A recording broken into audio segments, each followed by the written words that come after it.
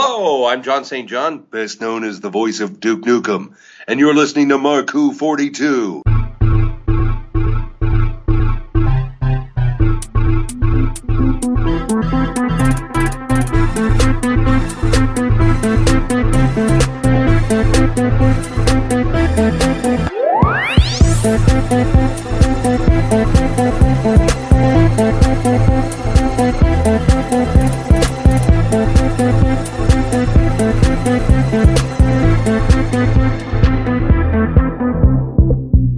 Welcome to MarkWHO 42, where we discuss life, the universe, and everything. This is once again your guest host, Eduardo M. Fryer, filling in for Mark Baumgarten while he takes care of some personal stuff. Mark, hope you're doing all right.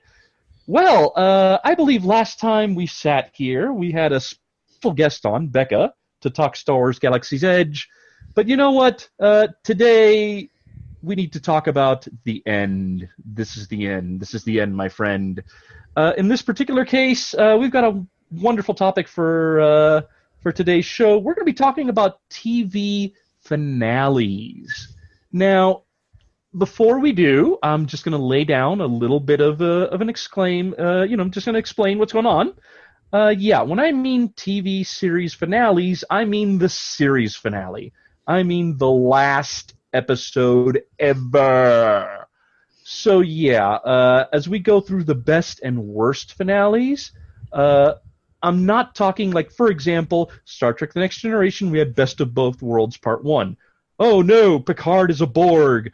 Are they going to destroy the Borg ship with Picard on it? Are the Borg going to take over the galaxy? What's going to happen? Yeah, that's an awesome finale, but that's a season finale. That's not what we're talking about. We're talking about the end. No more episodes. Although, if the show did have a revival, that may not apply, but I'm talking like the original run. When it ended, this is the final episode. So, with that, I have my panel today. It's not just myself talking to the air. I have my wonderful wife, Patricia Fryer. How you doing? I'm wonderful. How are you?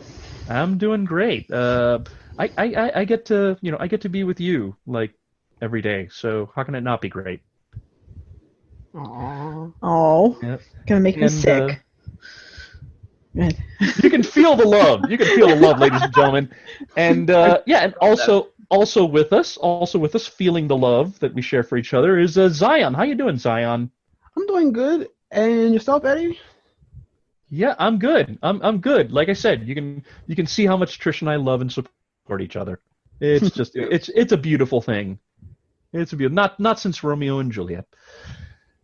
Anyway, so before we begin, all right, important question to the group: should we start with one of the best finales, or should we go with the worst? Let's start on a happy note. Start on a happy note. Okay, so let's see. One of the best series finale. I mentioned Star Trek The Next Generation, so I would have to say that first one for my part, I would have to say the last episode of Star Trek The Next Generation, All Good Things. Next Gen, this was, over 20 years ago.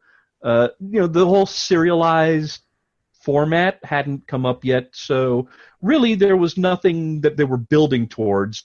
But they did manage to pull off a really cool series.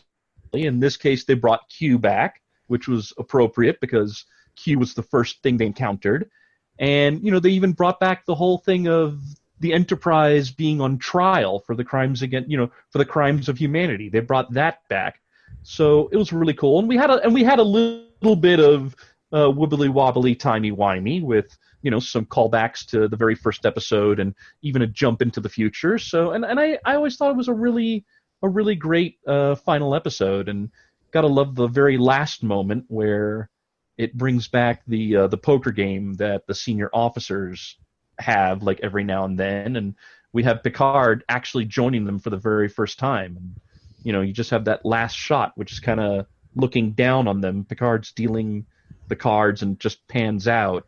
Out of the Enterprise and just into space, and it's really beautiful. And you got to love that Patrick Stewart as Picard has the very last word, and he just goes, "Sky's the limit," and it really is.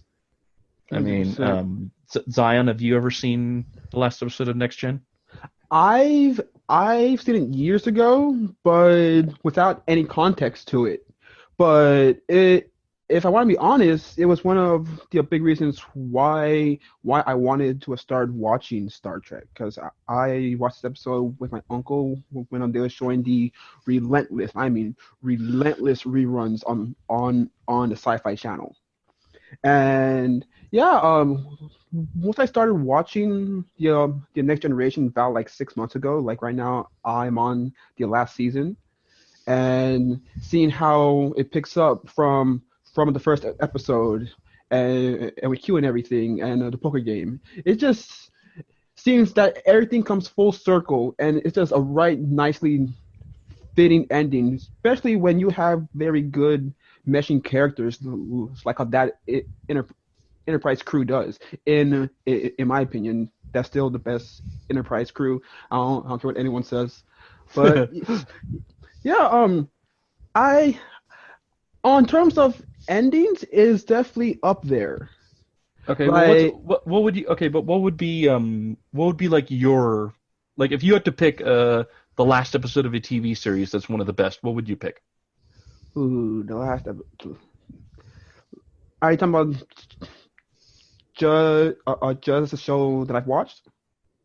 Just a show you watched.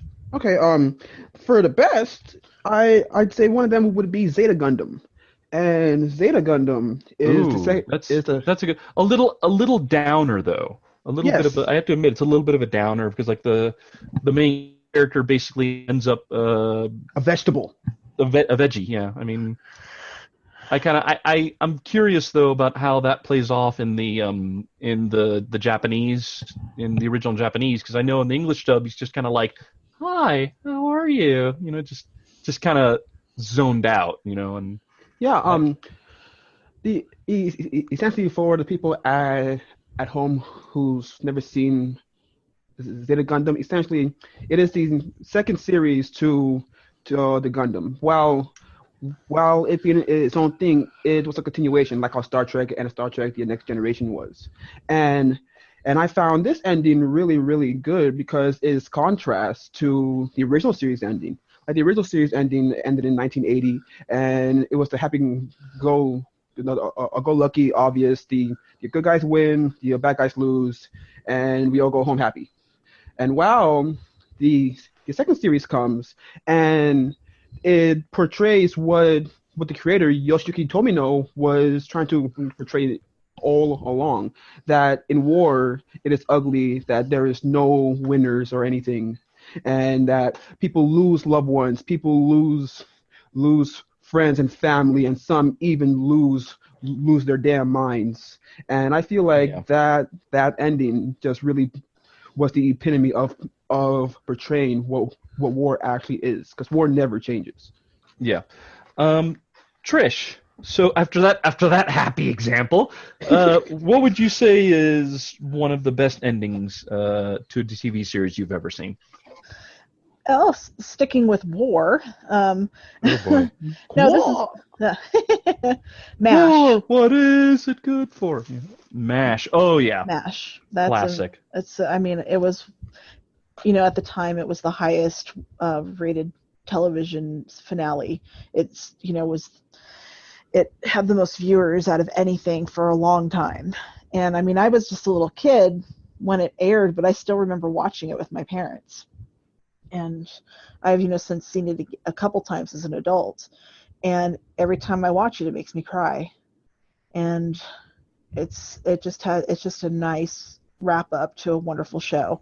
Yeah, I mean, the last few seasons got a little too much. I mean, Alan Alda, he started directing a lot of the episodes, and he was more into the dramatic type of side. He had a funny side, but boy, some of those episodes became very dramatic. Yeah, And very uh, maudlin. yes, but it was just that whole shot of him going up in the helicopter and seeing goodbye, Oh yeah. spelled out in the rocks. It was just That was so iconic. You know, another one I have to throw in as far as like really good and keeping with the theme going. In the mid '90s, there was a show, lasted only one season. It was called Space Above and Beyond. This was done by Fox. It was Earth versus aliens, but the main characters was this group of space marines. And yeah, the show got canceled, but the last episode, I hesitate to include an episode that ended up being a series finale by default, but in this case it was really good because it ended kind of sort of on a cliffhanger. I mean, yes, but not really. Basically just in the sense that one of the main characters got killed off. Another main character basically got wounded and was probably going to be sitting out the rest of the conflict. Two other main characters were MIA. And, the last two standing were just like, okay, well, you know what? I guess we're just going to have to do it again tomorrow. And it's one of those things that it's like, yeah, I mean, to this day, I would have loved to have seen the story continue, but what we got, it does send like a message of war is hell. And, sometimes it's just, you're going to lose a lot, but then you just have to be like, okay, well, you know what? Today was a bad day, but we got to go do it again tomorrow. I mean, definitely, I kind of wish that they'd bring that series back. I wish that they'd put that series in syndication because I think more people need to like just get into it. Definitely sounds interesting. Definitely. Zion, you know what? What's another one? What's another one that you've seen that you think a series finale that belongs in like best? Okay, so a lot of people don't like it, but I love it. And it is the original ending to Evangelion. And so... Oh, wow. Yeah, I mean, how many endings are we up to with Evangelion? Right now we're up to 2, and we're about to get 3. Oh, man. What? You're not talking about the Netflix dub, are you? I mean, they're not that new Netflix dub isn't going to give us another ending, or... No. The ending in the Netflix one is the one I'm talking about right now. Oh, okay. No, because I know that Netflix is now showing Evangelion, and but they redubbed it. I just for a minute there I was like, oh no, don't tell me that in addition to redubbing they've done a little re-editing. So I was going to be like, stop, still trying to figure out the first and I want to know why you think that, because I know that the first ending was just really, it was like very weird, very trippy, and I've heard an urban legend that the creator of Evangelion was actually walking down the street one day after it ended, and some fans came over and were like, we don't understand what the bleep went down, can you explain it? And yes. The creator tried, and they were just like, we still don't get it. Yeah, so for people at home, essentially Evangelion is a show where all of Antarctica is melted and half the population dies out, and it's due to these aliens called angels. And the premise of the story is that there's this organization called NERV, who is specifically made to combat the angels, and the angels are coming down to destroy Earth and cause another one of the events that took out Antarctica, but on a bigger scale, called Third Impact. And so that's the original premise of it. But as you dig deeper into it, there's an underlying plot in it that's called the Human Instrumentality Project, which essentially is a thing where the best way that I can describe it is something like the Supreme. What's the Kree Supreme guy? I forgot the name. I'm drawing blanks. Oh, you mean like the Supreme Intelligence? Yes, it's something like the Supreme Intelligence, where you have a collective hive mind of people, all in one spot, and they and the people that came up with this idea saw that was the only way to save humanity. And so the last episode, we actually reached that point. And the last two episodes, which is one big super ending, is that we have started going through the minds and psyches of the characters and what makes them happy and essentially what makes them tick. And the main character we follow is never a happy person because his dad hated him, his mom died, and he's essentially doing stuff that he really does not want to do. And it builds up and builds up and builds up. And all the way up until the last words, he realizes that things may be bad, but things can get better.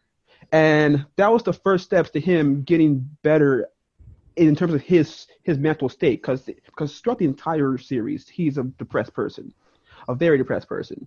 And I just found that last bit very instrumental to how you perceive the series, because everything that happens in here is almost directly correlated to Shinji being depressed. And with him realizing that even though these things aren't going on, even though that these things are going on and I still do not like myself, things can get better.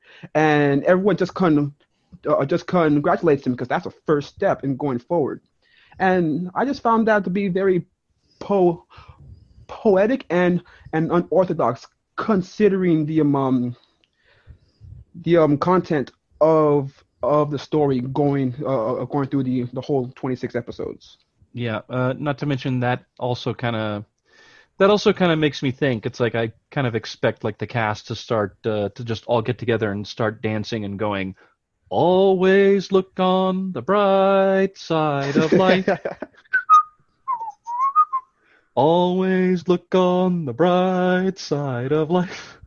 I honestly, Shinji and Amuro from Gundam, I think, need that. And you know what? I think Hiro Yui needs that too.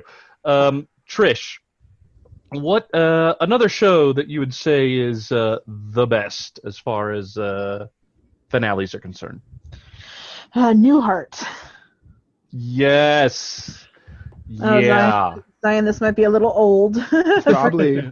Because it aired in 1990, which were you even born? 1990. 96. Oh, okay. Wow. Okay. So yeah, Oh my God. before your time. I feel so before your old. time, youngling. I'm a baby. Yeah. Well, this was one of the. There had been other TV shows previous to this where they employed the "it's all a dream" thing that did not really work so well. Dallas. Yeah. Yeah. What was the hospital show? Saint Elseworlds. Yeah. Oh no, that took it even further. That's right. Never mind. Anyway, but on the finale of Newhart, stars Bob Newhart, and he'd actually had a show before this one called the Bob Newhart Show, and at the end of Newhart, his character hits his head, and it goes like, kind of wonky and stuff, and then all of a sudden it shows him waking up in bed, and then he's like, he wakes up the person next to him, and the person turns over to look at him, and it's his wife from the Bob Newhart Show, played by Suzanne Pleshette, and he's just basically, honey, I just had like the weirdest dream, but it was amazing because it gave even like the Bob Newhart Show like an extra finale, and it was just this nice little nod to the previous show, and it just worked amazingly well. And I remember watching that and just thinking it was the best thing ever. The best way I did that show. Yeah, no, I know some people rag on the whole, it was all a dream type thing, but in this particular case, it worked, and I think I got to give extra points because you had the reoccurring characters of Larry and his brother Daryl and his other brother Daryl. Yeah.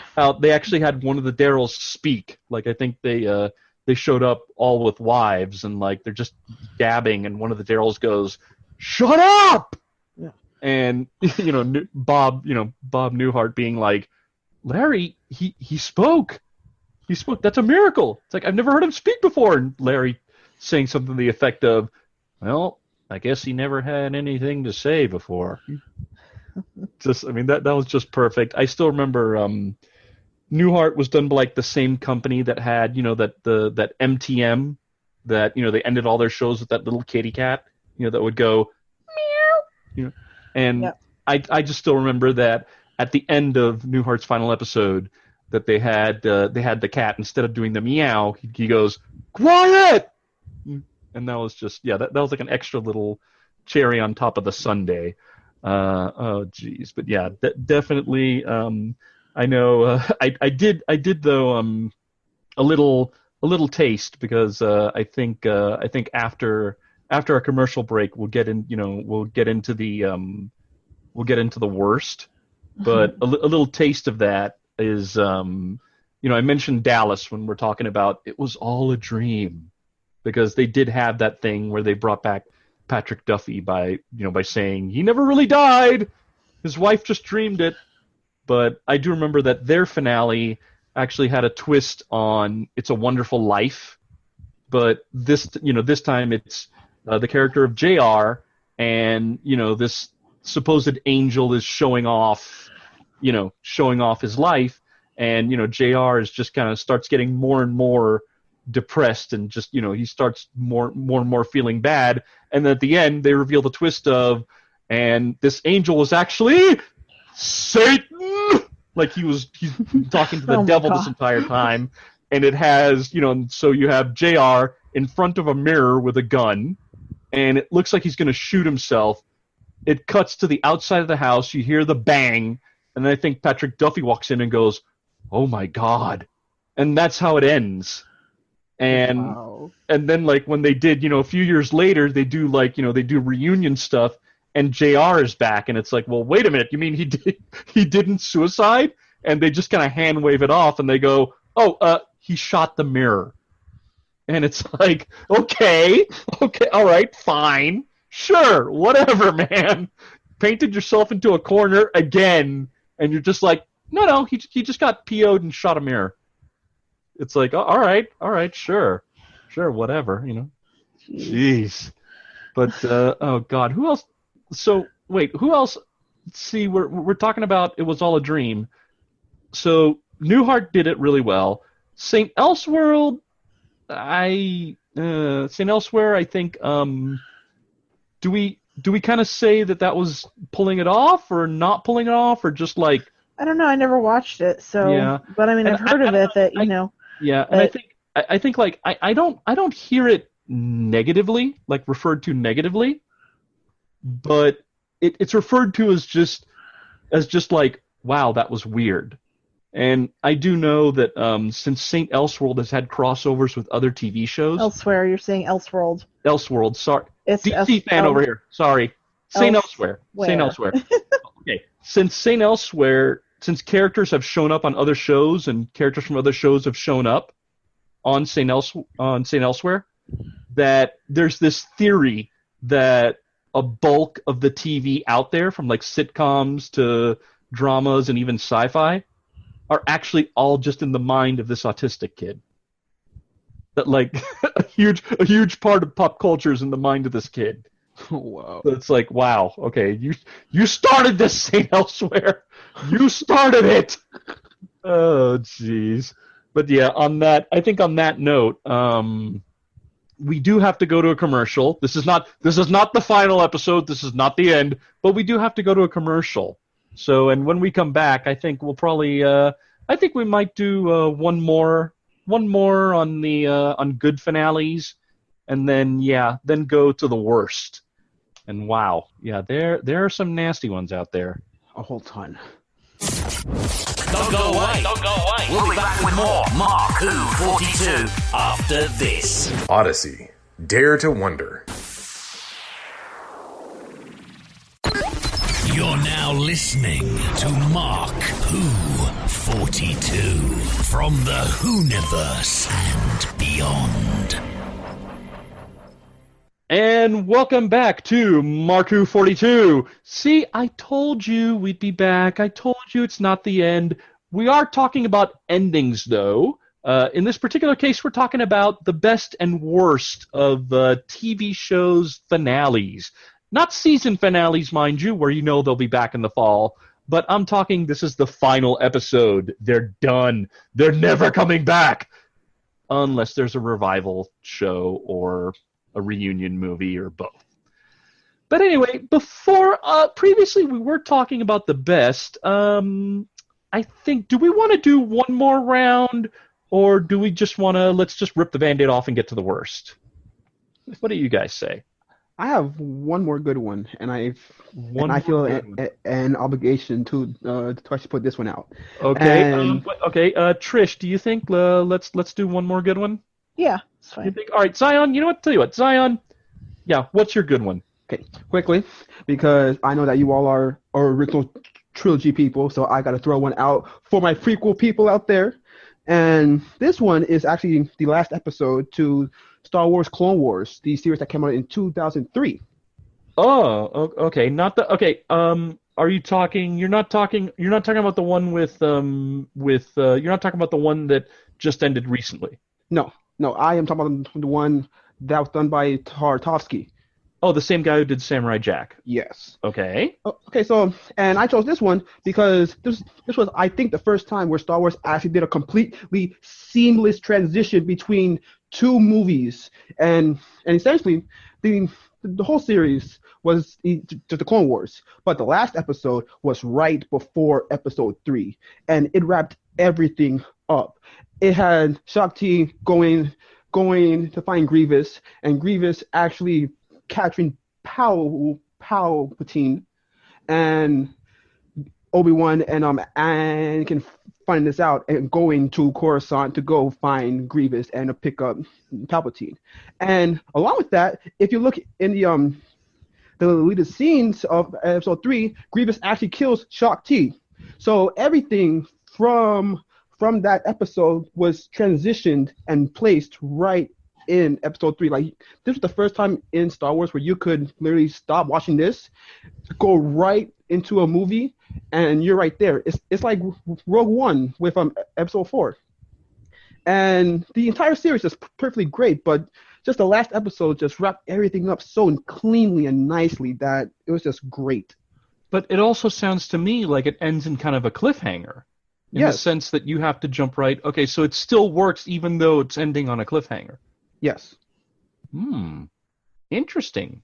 Very interesting. Because if I'm not wrong, this came out the last season came out right after Revenge of the Sith came out. So then, if you go watch it right then and there in 2005, you are just right then and there because Revenge of the Sith starts with the Battle of Coruscant, and that's where the last episode ends, right there. Wow. Okay. Interesting. Very interesting. Especially because you say that, we have a cliffhanger ending, and that it actually, in this case, worked because it tied in to the movie. So that's cool.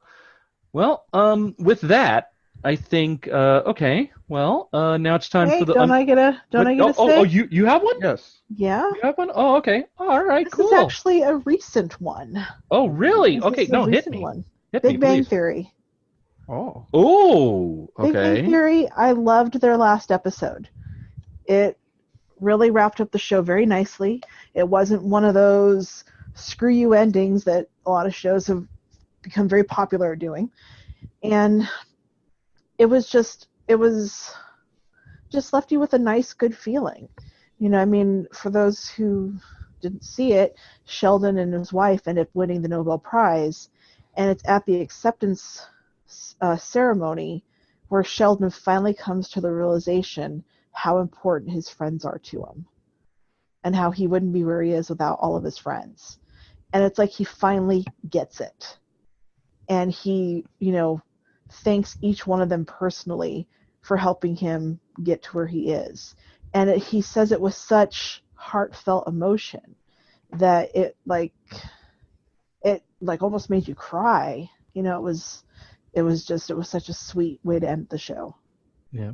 I do have to give, I think, bonus points to the fact that the episode of Young Sheldon that aired right after actually tied into Big Bang, and ended with glimpses of what the other characters were doing at that exact moment as Sheldon.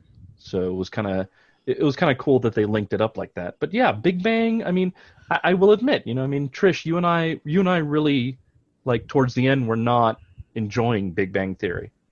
No, it's true. Yeah. I mean, I loved yeah. the show for a long time, and then it just stopped being funny because it just was no longer, laughing with geeks. It was laughing at geeks. Yeah. And it pissed me off. Oh, Yeah. sorry. Probably shouldn't say that, but it just really ticked me off. There you go. It ticked off. I'm a bit cross. There we go. Everyone got a bit cross. Yes, just a little bit. Yeah. Okay, but I think now should we kind of Let's rip the Band-Aid off. Took the Band-Aid off. Okay, all right. We had one more. My darling wife gave us one more thing to enjoy. Now for the worst. I think. Can I start, please? I have one I really need to get off my chest. You know what? Because, Yeah. Okay. No. Go for it. Oh, the one that ticks me off still to this day is How I Met Your Mother. Oh. Yeah. Frick. I hate that show so much. I can't watch a rerun of it anymore because the ending is so bad. Well, but how many seasons was it on? Was it on over 10 or something like that? 10 or 11, yeah. But it was the whole premise of the show was this dad telling his two kids how he met their mother. So it was this big, long, drawn-out show of him getting, to the point of when he met the kid's mother. And the whole last season was going to be him finally meeting her. And it was, the whole season was drawn out over one single weekend. It was the weekend of two of the characters, Robin and Barney, getting married and everything, leading up to that. And then he finally meets their mother. And it's like, oh, they're finally going to be happy and have all this, and it's going to end right here and it's going to be so sweet.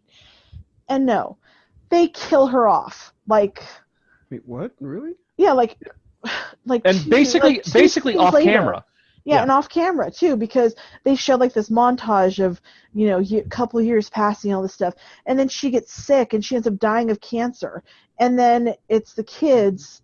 We catch up to finally the part where he's telling the kids how he met their mother, but it turns out he just wants to get back together with Robin, the one that he dated in the very beginning of the show, where they totally proved that they were the worst combination couple ever and should not be together.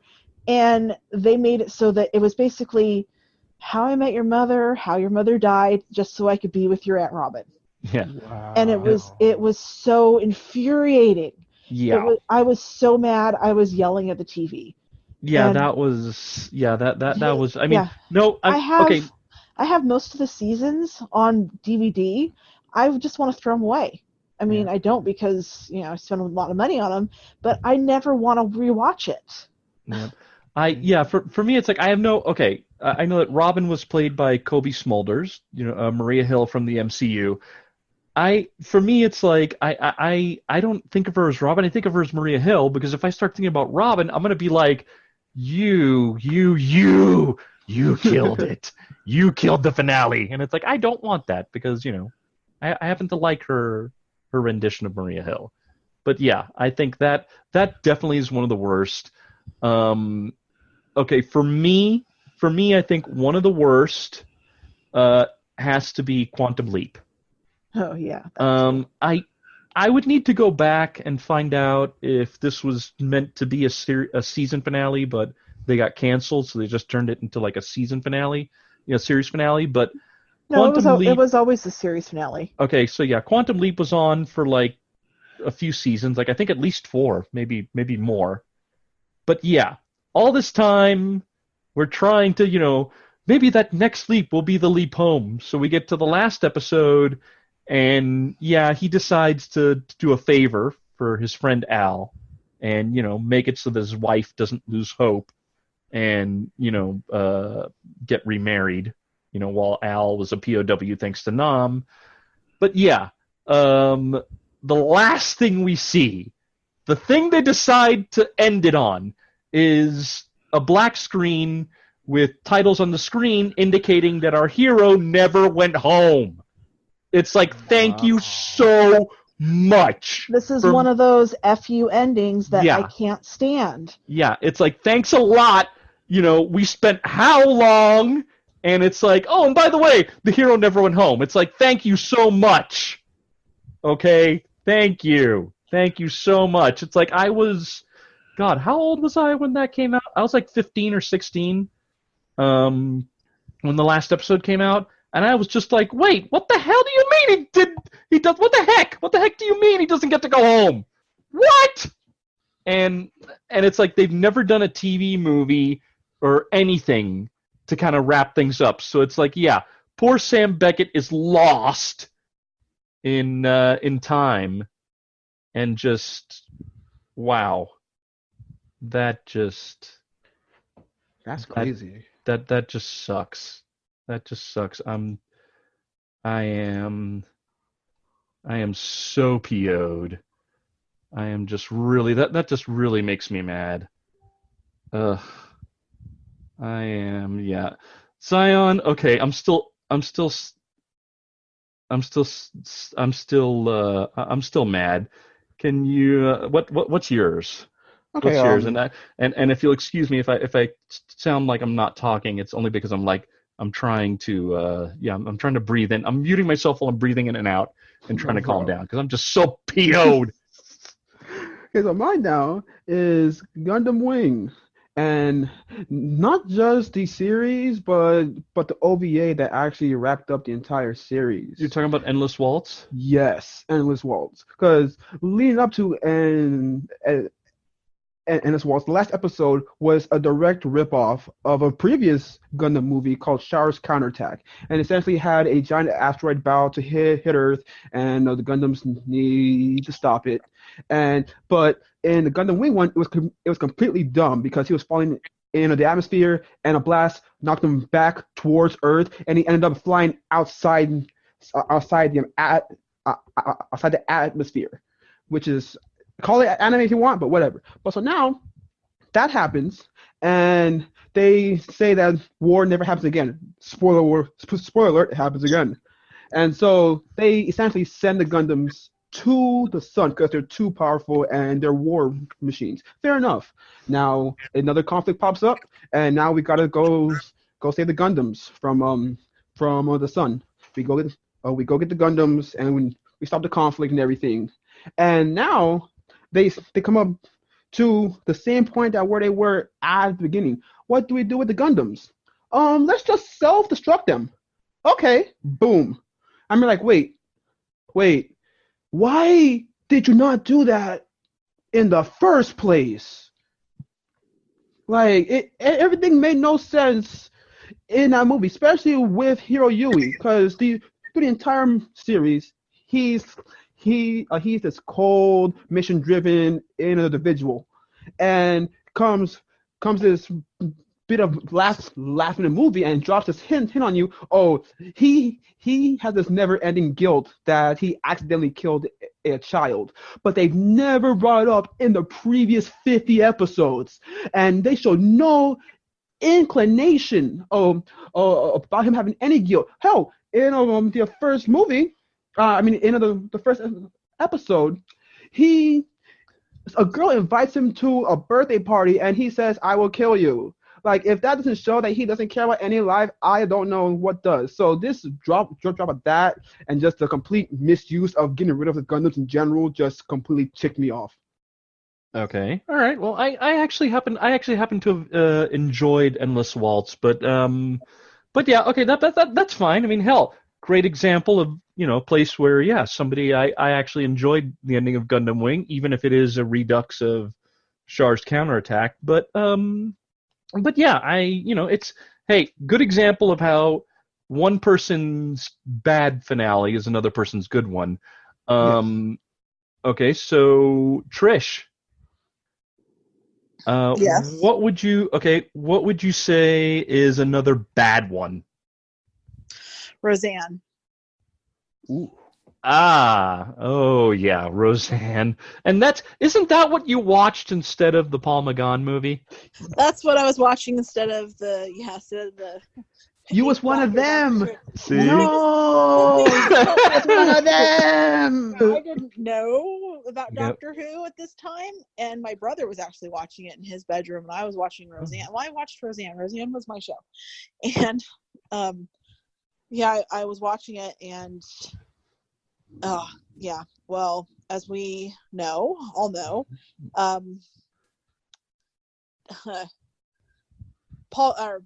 John Goodman's character Dan, it's revealed that he actually dies. And it turns out that the whole last season where they won the lottery and life is going somewhat better, that it ends up being totally fake. That Roseanne's actually writing a book about her life, kind of an autobiography, but she changes things to make a few things to make things better, like Dan not dying from his heart attack and them winning the lottery, and their lives getting somewhat better. And but no, it ends up that was all fabricated, and also that Darlene was really with Mark and David was really with Becky, that she had switched that too. So and that goes back several seasons, so you start to question how much of the show is actually real. Of course it's a show, none of it's real, but how much of the storylines were Actually happened. And so it just left you with this total empty feeling. That sounds like crap. Yeah. And, I do kind of find it interesting But when that was one of the things I loved when they brought Roseanne back, is they just basically disregarded the whole last season. Of course, now then Roseanne had to be stupid, and she got kicked off the show, and now it's just the Connors. And but are you kind of glad that they just wiped the entire last season out? That they just rendered it okay, it didn't happen. Like, or do you kind of wish that they like threw something in there? No, I'm glad they threw it out. Because I do remember. I think I do remember when the show was going to be revived. That I was just like, oh, I know they did kind of throw a bone. Like I think in the first episode, they did something about Roseanne said something to Dan, like, I thought you died in your sleep, and he's like, why are you always trying to kill me? Yeah, they just something like that. Yeah. Yeah, like I kind of, I was kind of hoping that it was something, that when the show came back, that they would say something like the last episode was, that the last episode of the old series was part of her book, not vice versa. But yeah, I can also see why. I'm usually not a fan of that kind of thing, where you take something and you're just like, it never happened. But I can also see why in this case it's like, okay, this is like the exception that proves the rule. Wow, I think, okay, while we're sticking with ABC, I would have to put, as far as worst finale, oh boy. Although some people just like I disagree with Zion on Gundam Wing, I think I would have to put this down as worst, although some people would say it was good. Dinosaurs. No. The Jim Henson family sitcom that was like a big part of, ABC TGIF, the one that gives us the little baby dinosaur going, not the mama. Yes. Yeah, the final episode. What do? Kill them all. Everybody dies. Yeah, we have an everybody dies finale, basically in the form of environmental fable. The last, you have the main character, the company that he works for, basically you get kind of a variation on the long winter that killed the dinosaurs. In this case, it was, due to global warming because of deforestation. And it's like, okay, yeah, I get it. Okay, you wanted to do a cautionary fable. That's great. But yeah, you basically killed your entire cast off by having them slowly freeze to death. I mean, okay, all right. all right, to be fair, they did have them. They didn't actually show them dying. The last scene is the family all huddled together. They're trying to stay warm. It's clear it's snowing outside, and yeah, they're kind of just the rest of the family taking a dig at the husband, for his part, and just being like, congratulations, but I think just the fact that, yeah, they're basically facing an unknown future, probably freezing to death. But for me, the cherry on the sundae, the one that's like, wow, we're already feeling down as hell, but just the twisting of the knife has to be that they had the newscaster character, and the last thing we see is the newscaster character doing this very doom and gloom prediction of, like, total darkness, freezing temperatures, and then he has to end it on saying, he takes you have a kind of a dark parody of Edward R. Murrow's line of good night and good luck, but in this case he goes, good night and goodbye. It's like, wow. Wow, Henson family. Wow, guys. Dang. It's like, hey kids, this great show that you watch on Fridays with parents? Everybody's gonna die. It's like, I swear, I think the only thing they needed to do to make it so much, to just like dig the knife like even deeper, like right up to the hilt, would be to have a post-credits scene with the family as skeletons in like a museum. That's what I think the only thing that was missing. It's like, it's already like, wow, guys, Downer City. Oh, jeez. Oh, man. I see that. Imagine. That would have been, actually, I think that would have been a better ending if they had shown them in the. Well, a little nightmare fuely. Oh, jeez. Okay, I think we got. Oh, wow. I think we actually have time for one more. Ooh, boy. Who wants to bring it up? Who wants to bring up? Okay. All right, you got one, Zion? Yes. So okay, what's your last one? So I originally brought up the original ending to Evangelion as one of my favorite endings. Now, okay, the second ending was called The End of Evangelion. But that was a movie. Yeah, but it still counts as a separate ending technically. Okay. All right. Yeah, you know what? It's still the same ending to the series. But like, it's two. Okay. Separate. All right. You know what? In this case, I'll allow it. Okay. I'll allow it. Okay. So remember how I said how Shinji had all this character development and started getting out of his depression and whatnot. In this movie, they just throw the stuff in the trash, right into the ocean, and say, okay, now Shinji is more depressed than ever. Does questionable things throughout the entire thing. Wow. And the entire series was, again, about beating the angels. Okay, we beat the angels and stop a third impact. And then you know what happens? The people that was trying to stop third impact caused third impact on purpose because of human instrumentality. And the only person that can stop it is Shinji Ikari. But now, since we took away all of the character development, and now that he is depressed again, he's not moving an inch and wants to die. And essentially, everyone dies except for two people, and the series literally ends on a frame with him choking someone and him crying in a rapture-like red sky. I mean, like, are you serious? Ooh, a DC Red Skies crossover. Okay. Yeah, I'm like, guys, are you serious? And honestly, I think about it just like this, because people did not like the original ending, and at this time, Anno was depressed himself.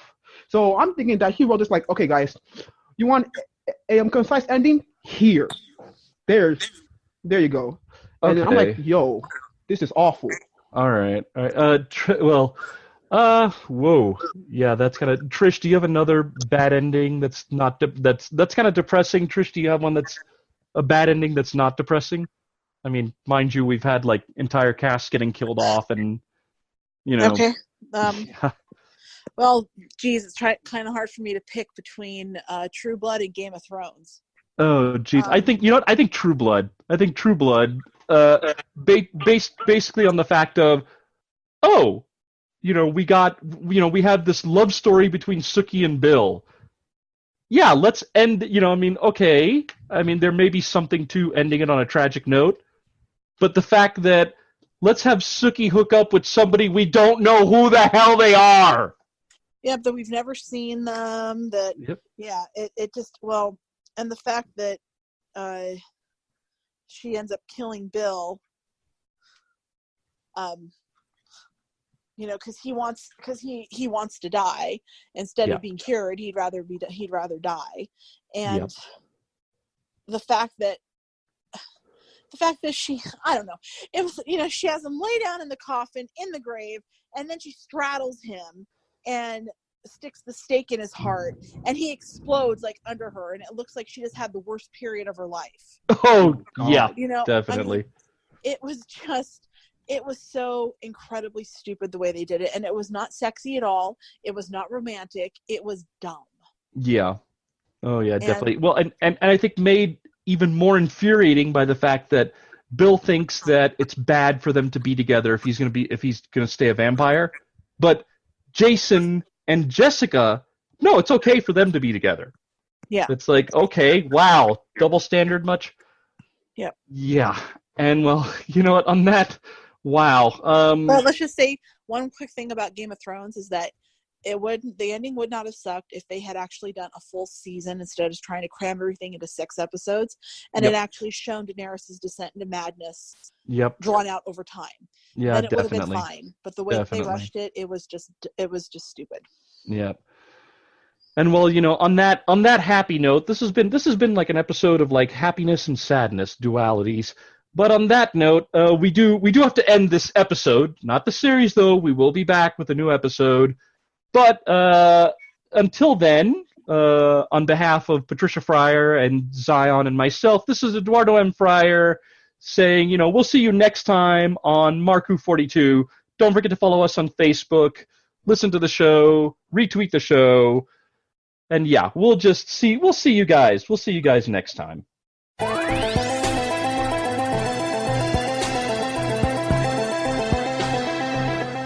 MarkWHO 42 has been written and presented by Mark Baumgarten, Trish Fryer, Eduardo M. Fryer, Iggy Matthews, and Zion Quiros. MarkWHO 42 has been edited, directed, and produced by Mark Baumgarten. The theme music is by Sam Beckwith. MarkWHO 42 is owned and copyrighted by Mark Baumgarten 2019. This is Odyssey Radio.